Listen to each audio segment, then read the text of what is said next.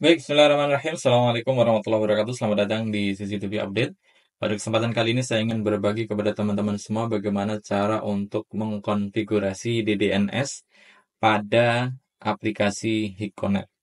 Oke, jadi sebelumnya saya akan tunjukkan terlebih dahulu ya bagaimana cara untuk mengkonfigurasinya. Oke, jadi pertama-tama pastikan ya teman-teman sudah menambahkan perangkat Hikvision ke aplikasi Connect. Dalam hal ini saya menambahkan IP kamera ya. Nah, untuk itu silahkan masuk ke menu setting ya, klik titik 3, kemudian masuk ke setting. Saya ingin menunjukkan apa sih fungsinya dari configure DNS, di DNS ya. Ini di sini ada keterangan ya, configure di DNS not set ya, artinya belum disetting. Nah, fungsinya itu nanti adalah untuk remote configuration ya, salah satunya. Nah, jadi saat kita belum mengkonfigurasi di DNS, maka kita tidak bisa melakukan remote configuration. Nah, terus juga fungsinya di DNS adalah, di sini ada keterangan ya, after the DNS being enabled, the device will be accessed via IP address in priority and remote configuration will be supported.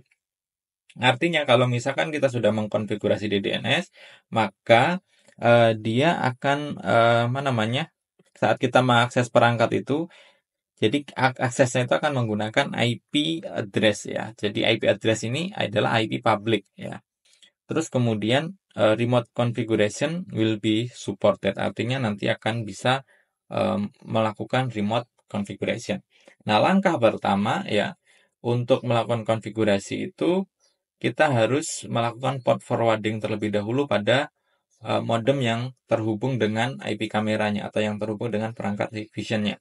Karena kalau misalkan kita klik di sini ya, configure di DNS di sini, maka kita harus menentukan server port, kemudian HTTP port, kemudian username dan password. Tapi sebelum itu, terlebih dahulu pastikan modemnya sudah di-set terlebih dahulu ya. Oke, sekarang kita akan pergi ke komputer atau laptop yang sudah terhubung dalam satu jaringan dengan IP kamera dan modemnya. Oke, sekarang kita akan ke komputer terlebih dahulu. Silakan buka browser ya, di sini menggunakan Google Chrome, kemudian buka tab baru, terus kemudian masukkan IP modemnya gitu. Terus kemudian silakan masuk ke menu login modemnya. Gunakan username user, password user ya, kalau misalkan teman-teman menggunakan modem ZTE. Terus silahkan login. Pertama-tama kita masuk ke menu application ya. Tapi sebelum masuk ke menu application, pastikan terlebih dahulu di statusnya, di network interface, teman-teman sudah punya IP public. Karena syarat untuk mengkonfigur di DNS, teman-teman sudah punya IP public. Selanjutnya, silahkan pergi ke application, manakala modem teman-teman sudah support IP public. Terus pilih yang DMZ host gitu ya. Nah, kemudian silahkan klik enable, kemudian DMZ host IP address ini diisi dengan IP address dari IP kamera teman-teman atau perangkat Hikvision teman-teman. Cara mendapatkan IP-nya dari mana? Teman-teman bisa gunakan SADP tool ya. Ya, di sini ada IP address-nya adalah 192.168.1.64. Ini kita masukkan ya. 192.168.1.64. Terus kemudian kita klik submit.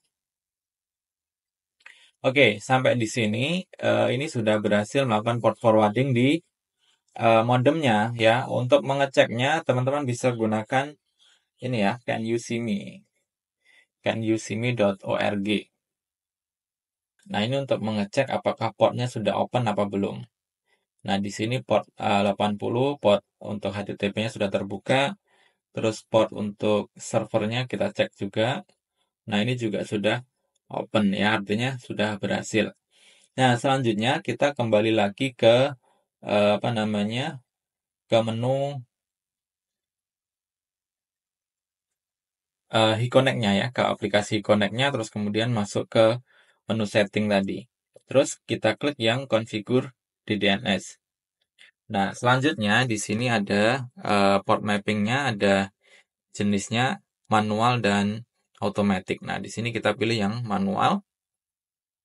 Kemudian server portnya adalah 8000 ya. Ini kita default saja atau bawaan saja. Kemudian HTTP portnya adalah 80.